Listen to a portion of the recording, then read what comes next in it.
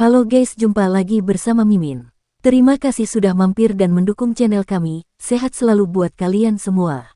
Oke, kita langsung ke alur ceritanya. Warisan jalur, keterampilan, dan seni ilahi Tuan Muda Agung Istana Miluo juga berasal dari rune kekacauan primordial. Qin Mu mencoba mengaktifkan rune di panel pintu. Panel pintu ini seharusnya ditempa dari pohon dao milik seorang praktisi dao. Namun, praktisi dao itu terlalu kuat, dan pohon dao miliknya menjadi tidak bisa dihancurkan. Namun, ketika dia mempelajari rune di dalamnya, dia segera menemukan beberapa petunjuk. Tuan Muda Istana Miluo ini seharusnya adalah murid langsung dari Tuan Istana Miluo.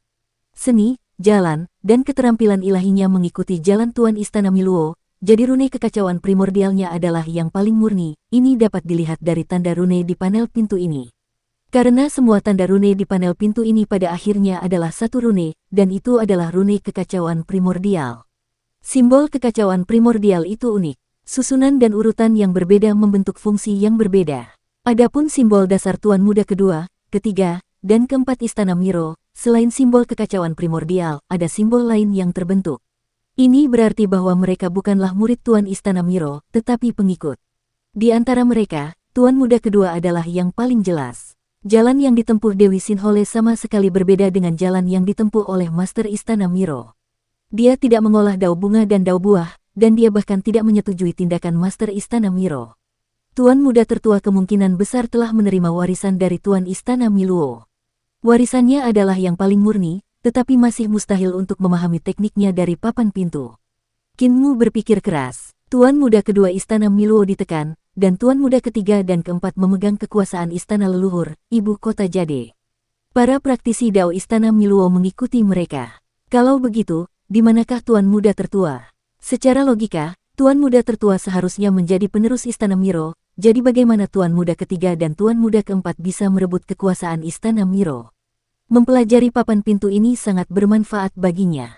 Saat ini, ia tengah mengolah ki vital kekacauan primordial dan belum memulihkan kultivasi ki vitalnya sendiri.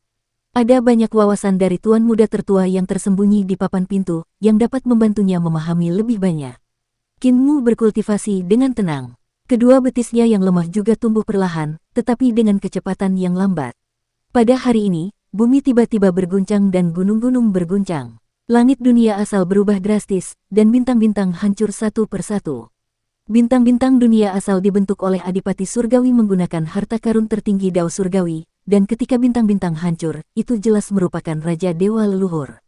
Dalam 2 tahun terakhir, Raja Dewa Leluhur akan datang untuk mengganggu dunia asal dari waktu ke waktu, tetapi ia dihalangi oleh Adipati Surgawi menggunakan harta karun tertinggi Dao Surgawi. Selain itu, dengan adanya bulan pemujaan Surgawi di sekitarnya, sulit bagi Raja Dewa Leluhur untuk mendapatkan keuntungan apapun, jadi ia sering kali pergi begitu saja tanpa menimbulkan banyak kerusakan. Namun, kali ini, serangan Raja Dewa Leluhur menjadi sangat ganas, menyebabkan 50 harta karun tertinggi Dao Surgawi berguncang tanpa henti. Tidak lama kemudian, langit terkoyak, dan wajah besar memenuhi seluruh langit. Qin Mu berdiri dan mendongak dengan ekspresi serius. Raja Dewa Leluhur mencabik-cabik langit dunia asal, dan di bawahnya, Adipati Surgawi perlahan bangkit. Dia memiliki alis putih, janggut putih, dan jubah putih, dan tubuhnya semakin membesar. Dia siap bertarung dengan Raja Dewa Leluhur di luar langit. Di sisi lain, bulan suci Surgawi segera bangkit dan terbang ke langit. Ia berencana untuk bergandengan tangan dengan Adipati Surgawi untuk melawan Raja Dewa Leluhur. Namun, saat bulan suci Surgawi bergerak, bumi bergetar, dan Ki Iblis Yudu tiba-tiba menyerbu dunia asal. Ia berubah menjadi pusaran hitam di laut timur dan berputar dengan suara siulan. Sungai surgawi yang mengalir melalui dunia asal juga tercemar oleh Ki Iblis. Dewa Iblis Yudu yang tak terhitung jumlahnya bergegas keluar dari sungai surgawi. Jumlah mereka jutaan, dan mereka berdesakan rapat. Mereka menginjak permukaan laut timur, dan kemanapun mereka lewat, beberapa kerajaan dewa di dasar laut langsung dihancurkan oleh para iblis dan iblis ini. Setan Yudu dan para iblis mewarnai permukaan laut menjadi hitam dan menyerbu menuju pantai timur kedamaian abadi. Di belakang para iblis dan setan yang menutupi langit dan bumi, sungai dunia bawah menyerbu dunia asal, dan sosok kehampaan surgawi berdiri di belakang para iblis dan setan itu. Qin Fengqing dan Yang Mulia Surgawi segera mengangkat kaki mereka dan berhenti sejenak.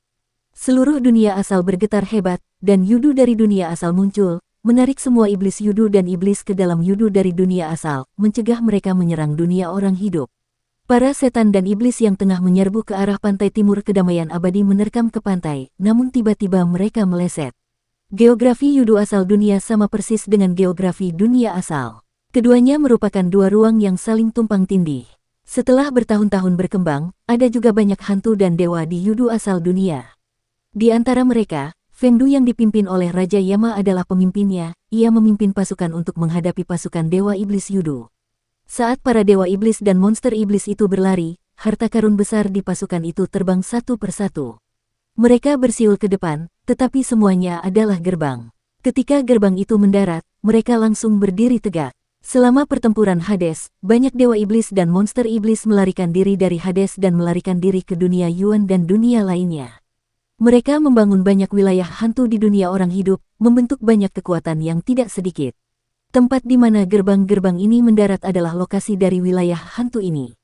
Setelah gerbang itu mendarat, para dewa iblis di wilayah hantu berjuang untuk mendorong gerbang itu terbuka di dunia orang hidup. Pasukan iblis Yudu tidak bertempur dengan pasukan iblis Fengdu. Sebaliknya, mereka menyerbu gerbang-gerbang ini dan menyerbu ke dunia orang hidup. Dewa dan monster iblis terlalu banyak jumlahnya. Jika mereka menyerbu dunia manusia, mereka pasti akan membawa bencana ke dunia Yuan dan menyebabkan kerusakan besar pada dunia Yuan. Raja Yama sedang memimpin pasukannya dalam pertempuran. Ketika dia melihat ini, hatinya terasa dingin. Dia berteriak keras, "Buat jembatan. Bangun jembatan antara hidup dan mati." Jembatan terbang-terbang ke angkasa dari pasukan Fengdu. Salah satu ujung jembatan dibangun di Fengdu sementara ujung lainnya dibangun di dunia orang hidup. Jembatan antara hidup dan mati merupakan harta karun yang diciptakan oleh leluhur pertama, Pangeran Qinwu. Saat itu, ia telah menyempurnakan harta karun ini karena ia merindukan mendiang istrinya. Ia berencana untuk menggunakan harta karun ini untuk menghubungkan dunia orang mati dan dunia orang hidup sehingga ia dapat bertemu dengan istrinya di jembatan tersebut.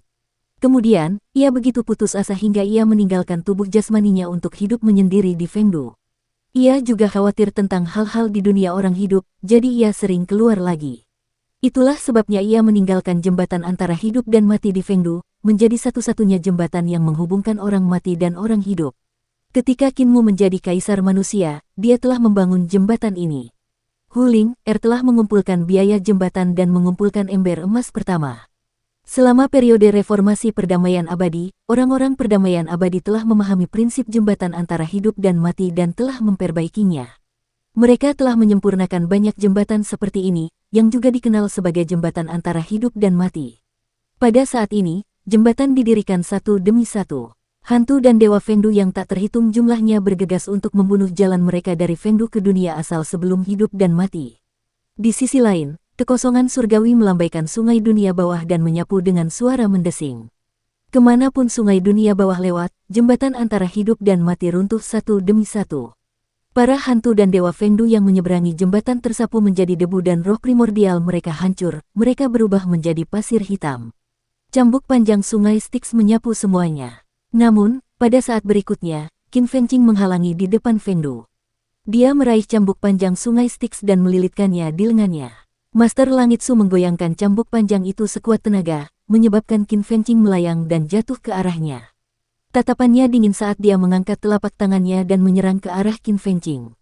Tepat saat telapak tangannya hendak mendarat di tubuh Qin Fengqing, roh primordial Celestial Master Yu melewati tubuh Qin Fengqing dari belakangnya. Telapak tangan mereka saling bertabrakan dengan keras. Rambut Venerat Surgawi Su berkibar tertiup angin, dan roh primordial di belakangnya mengembang sambil berdengung, menghalangi serangan Venerat Surgawi Yu.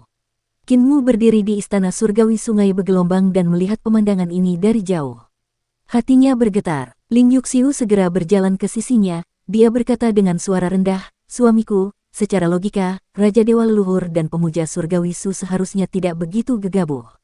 Jika mereka mengambil inisiatif untuk menyerang dunia asal, mereka tidak akan menyebabkan banyak kerusakan. Sebaliknya, mereka akan memberi kita kesempatan untuk membunuh mereka. Alasan mereka mengambil tindakan adalah karena Yang Mulia Langit Cerah, Nyonya Yuanmu, Dewa Kuno Taiji, dan awal tertinggi telah tiba." Qinwu mendongak menatap langit dan bergumam, hanya ketika mereka tiba, Raja Dewa Leluhur dan penghormatan surgawi akan memiliki kepercayaan diri. Dia menghela napas dalam-dalam dan berkata, Dewa kuno Taiji memiliki awal yang agung untuk menghentikan mereka, dan awal yang agung dapat dihalangi oleh awan surgawi di kehampaan terakhir. Nyonya Yuanmu dan langit cerah yang agung sudah cukup untuk menyebabkan kerusakan besar pada dunia asal. Hati Ling Yuxiu bergetar, dan dia berkata, tidak mungkin pasukan pengadilan surgawi tiba secepat ini. Qinmu menggelengkan kepalanya. Tentu saja mustahil bagi pasukan pengadilan surgawi untuk datang. Mereka masih membutuhkan lebih dari 10 tahun untuk bergegas dari sungai surgawi. Langkah yang mulia surgawi hanyalah untuk menguji kenyataan kedamaian abadi dan ketanyaanku. Dia melihat ke kejauhan dan melihat bola-bola perak besar membubung dari kota-kota dewa di langit di atas kedamaian abadi. Bola-bola itu menyeret api perak panjang dan membubung ke langit. Bola-bola perak itu dibentuk oleh cermin-cermin heksagonal yang terus berputar. Cermin-cermin itu menyebar ke segala arah seperti cermin perak. Ratusan dewa dan setan berdiri di atas cermin-cermin itu. Cahaya dari cermin bersinar ke bawah dan melindungi seluruh bagian kota. Para dewa dan iblis yang berdiri di atas cermin mengaktifkan semua jenis senjata ilahi dan terus membombardir ke bawah untuk membunuh para dewa iblis Yudu dan iblis yang menyerbu ke seluruh bagian kedamaian abadi. Namun, pada saat itu, langit tiba-tiba menjadi cerah dan sebuah meja pasir besar muncul di langit di atas penghalang dunia asal. Itu adalah meja pasir Taichi, harta karun dewa kuno Taichi yang telah mencapai Dao. Meja itu berwarna hitam dan putih, dan dengan sedikit putaran, meja itu membelah penghalang dunia asal. Matahari yang besar memanfaatkan pertempuran antara Adipati Surgawi dan Raja Dewa Leluhur untuk masuk ke penghalang dunia asal dari meja pasir Taichi. Api membakar dengan ganas dan membakar langit menjadi merah. Burung gagak emas terbang di bawah matahari, menyeret api suci burung gagak emas yang panjang dan menarik kereta perang keluar dari matahari. Ratusan burung gagak emas menyeret ratusan kereta perang, dan kereta perang tersebut membawa banyak dewa dan setan dari kota mistik. Para dewa dan iblis itu berdiri di atas kereta perang dengan tangan terangkat tinggi. Bola api besar seperti matahari kecil di tangan mereka, menghantam dunia asal di bawah. Di kota-kota dewa yang damai abadi, meriam-meriam dewa raksasa yang memancarkan sinar matahari tiba-tiba muncul ke langit. Sinar-sinar cahaya dari meriam-meriam itu menembus langit dan melesat melintasi langit di atas dunia asal, menghancurkan Golden Crow dan kereta-kereta perang. Ledakan, getaran dahsyat lainnya datang dan matahari besar lainnya masuk ke dunia asal. Setelah itu, penghalang dunia asal di langit bergetar terus-menerus dan lebih banyak matahari besar muncul. Burung gagak emas yang tak terhitung jumlahnya menarik kereta perang mereka dan bergegas menuju dunia asal. Pada saat itu, 33 langit milik desa Xiaoyao melayang ke angkasa, dan para dewa serta iblis yang tak terhitung jumlahnya dari era kaisar pendiri bergegas ke angkasa untuk bertarung melawan para dewa serta iblis Xuandu. Kekuatan utama pengadilan surga belum tiba, dan hanya pasukan Xuandu dan Yudu yang cukup untuk membuat para dewa dan iblis di dunia asal merasa sangat tertekan. Jika kekuatan utama pasukan istana surga menyerbu, kekuatan seluruh dunia asal mungkin tidak akan mampu menghalangi gelombang serangan pertama. Qinmu menoleh dan berkata kepada Ling Yuxiu, "Nyonya, tinggalkan tempat ini secepatnya dan pergilah ke Eternal Peace untuk mengirim bala bantuan. Saya khawatir kita tidak akan bisa melindungi tempat ini." Ling Yuxiu buru-buru kembali ke istana dan berteriak, "Kepala desa, kakek tukang daging, mari kita menuju kedamaian abadi." Kepala desa dan yang lainnya sudah lama bersiap dan berkata sambil tersenyum, "Kita benar-benar tidak bisa ikut campur dalam pertempuran Dewa Langit. Ayo, ayo, Muer, hati-hati." Perintah nenek. Qinmu melambaikan tangannya dan melihat mereka meninggalkan istana surgawi sungai yang bergelombang. Dia kemudian kembali ke istana surgawi dan duduk dalam posisi lotus di depan istana harta karun Ling Xiao. Setelah beberapa saat, Qinmu tersenyum dan berkata, "Yang mulia surgawi yang agung." Kaisar surgawi Fas berjalan dari gerbang utama istana surgawi Surging River dan melihat sekeliling, sungguh tempat yang damai untuk beristirahat, katanya santai. Namun, orang-orang yang tinggal di sini tidak mau dan ingin memberontak. Kaisar surgawi Fas, Anda telah mengecewakan saya. Qinmu memperhatikannya berjalan mendekat dan melihat Nyonya Yuanmu berjalan keluar dari bayangannya di belakang Hao, seorang pendeta surgawi, dengan senyum di sudut mulutnya. "Musuh kecil, kita bertemu lagi." Tatapannya tertuju pada kaki Qinmu yang sedang duduk di tanah. Dia melihatnya mengenakan celana bayi, kaki pendek, dan sepatu bayi. Dia tidak bisa menahan tawa karena terkejut. Musuh kecil semakin muda. Qinmu tersenyum tipis, dan aula Ling Xiao di belakangnya tiba-tiba terbuka. Yang mulia surgawi Ling membenamkan kepalanya di lautan kitab suci yang luas dan menulis dengan kecepatan penuh. Yang mulia surgawi Ling mengangkat kepalanya, melempar kuasnya, dan berdiri. Pada hari anak, Qinmu, teman-temannya, dan anak-anak semuanya menikmati liburan yang menyenangkan. Pada hari anak,